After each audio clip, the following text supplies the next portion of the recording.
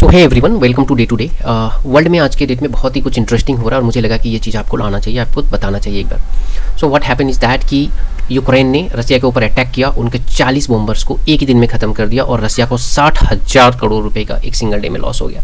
60,000 करोड़ क्या होता है ये जानने के लिए बस इतना आप समझ लो कि एक चंद्रयान मिशन पे जाने के लिए भारत ने 1,000 करोड़ रुपए खर्च किए थे। 1,000 करोड़ में हम चांद तक पहुँच गए थे और रसिया को एक दिन के अंदर में 60,000 करोड़ रुपए का लॉस हुआ है इस अटैक में, राइट। सो हुआ क्या है, कैसे ये अटैक हुआ है, मैं अभी आपको आगे बताने वाला हूँ, राइट। जो यूक्रेन है वो यहाँ पे कहीं पे लाई करता है, we will see it in the next slide. So Ukraine जो है वो यहाँ पे है, वो रसिया से ही विभाजित हुआ था, बहुत 1991 में वो रसिया से ही विभाजित हुआ था, बट आज की डेट में कोई इंडिपेंडेंट कंट्री है और दोनों के बीच में कॉन्फ्लिक्ट हो रहा है, सभी को पता है। दोनों के बीच में तीन साल से ऊपर हो गए वार चल रहा है। तो रिसेंटली यूक्रेन ने जो है वो अटैक किया है रसिया के ऊपर में और बहुत डीप अटैक किया है इनके ऊपर में। अगर आप यहाँ पे देखोगे तो ये 500 से 1800 किलोमीटर के अंदर पे है, बट यहाँ पे अगर देखोगे रसिया के अंदर में ये साइबेरियन एरिया है जहाँ पे कि 3,500 से लेके 4,500 किलोमीटर के अंदर तक उसने डीप स्ट्राइक किया है। जबकि रसिया का अगर कैपिटल आप देखोगे तो यहीं पे मॉस्को, यहाँ पे भी अटैक कर सकता था। बट ये पूरी स्टोरी क्या है, पहले के ज़माने में क्या होता था कि एक किला होता था जिसके चारों तरफ एक बहुत ऊंची ऊंची जो होती थी दीवारें होती थी। आज के डेट में वो दीवारें काम नहीं करती हैं, तो जो है वो मिसाइल डिफेंस सिस्टम और ये सिस्टम और वो सिस्टम लगाया जाता है देशों में। सो सबको पता है रसिया के पास में जो है वो S-400 है, राइट, जो कि इंडिया ने भी खरीदा हुआ है रसिया से। बट प्रॉब्लम ये है कि ये अपने ही देश में अपने एयर बेसिस को क्यों नहीं बचा पाए और वहाँ इनका 40,000 करोड़ रुपए का कैसे नुकसान हो गया, 60,000 करोड़ रुपए का कैसे नुकसान हो गया, कैसे यूक्रेन ने इनको मार दिया। तो यूक्रेन ने ट्रोजन हॉर्स जो टेक्निक है ना उसी का इस्तेमाल किया है। ट्रोजन हॉर्स में क्या था, ग्रीक के सैनिक थे, एक किला था, किला के अंदर वो घुस नहीं पा रहे थे, तो उन्होंने क्या किया, किला का जो गेट था बहुत मजबूत था, वो लोग एक लकड़ी का घोड़ा जिसके अंदर 20 से 25 सैनिक, बहुत ही बड़ा था उसमें, उसके अंदर में घुस गए और उसको गेट के सामने छोड़ के बाकी सैनिक जो है वो छुप गए कहीं पे। और क्या हुआ कि अगले दिन जब किला के अंदर से ट्रॉय जो था, ट्रॉय के अंदर से जब सैनिक निकले, ट्रॉय जो था वो किला का नाम था, जो बाहर निकले तो उन्होंने देखा कि एक यहाँ पे लकड़ी का घोड़ा है। उन्होंने सोचा, ग्रीक डर के भाग गए और उन्होंने एक लकड़ी का घोड़ा उनके लिए गिफ्ट छोड़ दिया या जो भी है उन्होंने कुछ छोड़ दिया है, उसको वो अंदर लेके गए। उन्होंने गेट खोला और अंदर लेके चले गए। जब सही टाइम आया तो उसमें से जो सैनिक थे, जो काफ़ी स्ट्रॉन्ग सैनिक थे, वो निकले और अटैक कर दिया और यहाँ पे सारे सैनिक जो थे ट्रॉय के उनको मार के गेट को खोल दिया। छुपे हुए सैनिक ग्रीक के वहाँ से अंदर घुस गए, उन्होंने पूरा उस पर ट्रॉय को कब्जा कर लिया। सेम चीज़ यहाँ पे हुआ है, क्योंकि यूक्रेन की इतनी टेक्नोलॉजी अभी तक एडवांस नहीं हुई थी। अगर ये छल का इस्तेमाल इन्होंने नहीं किया होता कि वो रसिया के ऊपर में इतना बड़ा अटैक कर देते। रसिया आज की डेट में सेकेंड सबसे स्ट्रॉन्गेस्ट सुपर पावर है in terms of military world में। अगर आप देखोगे तो इतने हथियार हैं उनके पास में, और यूक्रेन का कहीं नंबर भी नहीं आता है, बहुत ही नीचे कहीं नंबर आता है, लेकिन उसने इतना बड़ा अटैक किया है रसिया के ऊपर में। सो ये विश्वास नहीं होता जिसके पास में S-400 है उसके ऊपर में इतना बड़ा अटैक हुआ, क्योंकि S-400 को पता ही नहीं चला। कैसे पता नहीं चला, इन्होंने क्या किया, ट्रक्स के अंदर छोटे छोटे जो कंटेनर ट्रक्स होते हैं जिसके अंदर कार वगैरह जाता है, राइट। सो ऐसे कंटेनर्स के अंदर में इन्होंने स्मगल किया जो है ड्रोन्स, और ये एक दिन की प्लानिंग नहीं थी, 1.5 साल से प्लानिंग कर रहे थे। और इन सारे जो है ट्रक्स को इन्होंने क्या किया, जो एयर बेसिस है जहाँ उनको अटैक करना था वहाँ पे ले जाकर उन्होंने पार्क कर दिया कहीं पे किनारे। ओबियसली उसी दिन नहीं पार्क किया होगा, कहीं दूर प्लान किया होगा, पर जिस दिन अटैक करना होगा उस दिन उसको वहाँ पे प्लान कर दिया, उसको वहाँ पे पार्क कर दिया।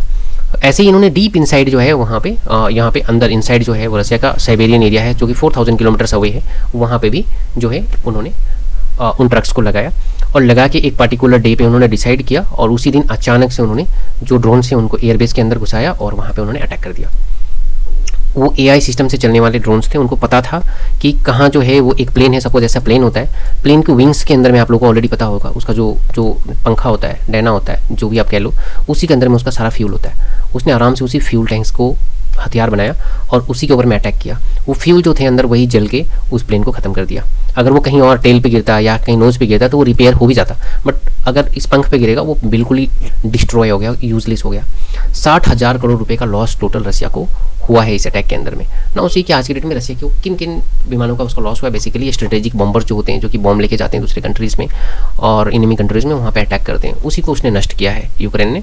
जो उनका Tu-95 एंड Tu-22 जो होता है, एक जहाज़ की जो कीमत है, दैट इज़ जो प्लेन होते हैं बेसिकली, उसका जो कीमत होता है वो 500 करोड़ 600 करोड़ ऐसा है।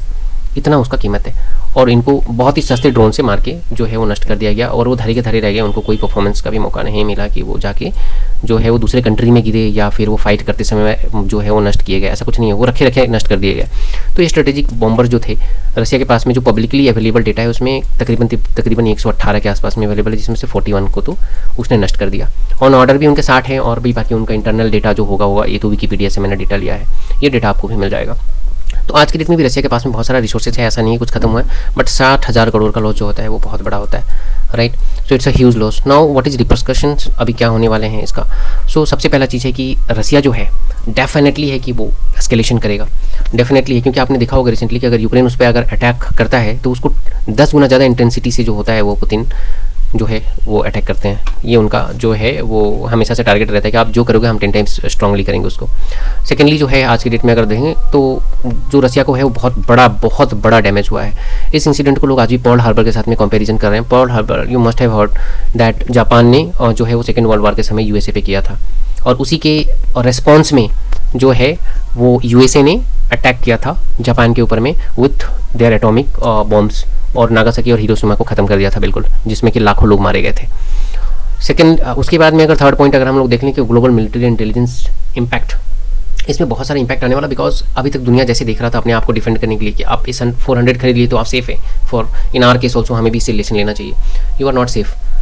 आपने देख लिया कि यहाँ पे इस 400 बनाने वाला ही सेफ नहीं है, तो हम तो खरीदने वाले हैं, एंड दिस इज फैक्ट कि हमको और भी बहुत स्मार्टली इसमें प्ले करना होगा। डिप्लोमेटिक फॉल आउट, ऑब्वियसली दोनों देशों के बीच में जो है वो शांति वार्ता भी चल रहा है। टर्की में दोनों जो है देश के जो प्रतिनिधि हैं दे आर डिस्कशिंग कि इसको कैसे हम लोग जो है इसको रोकें, और वो लोग अपना जो है वार प्रिजनर्स जो है उनको एक्सचेंज कर रहे हैं। 1,000 लोग छोड़ रहे हैं और उधर 1,000 लोगों को मार रहे हैं अटैक करके, और एक दूसरे का नुकसान पहुंचा रहे हैं। तो किस तरीके का शांति वार्ता है इसको समझने के लिए अभी बहुत ज़्यादा इंटेलिजेंस की जरूरत है, जो शायद मेरे पास में नहीं है, and definitely I will try to gain it, और मैं आपको डेफिनेटली अपडेट करूंगा।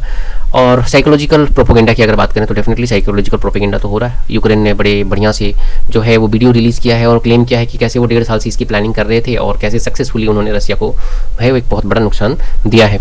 एंड फाइनली इकोनॉमिक रिपरकशंस, जो ओबियसली है, आप देख रहे हो कि इकोनॉमिक कितना लॉस हुआ, 60,000 करोड़ का लॉस हो गया है यहाँ पे रसिया को। सो डेफिनेटली है रसिया इसका बदला लेने का सोचेगा, और वो एस्केलेट जरूर करेगा, जो कि आप आने वाले टाइम पे जो है न्यूज़ में देखोगे।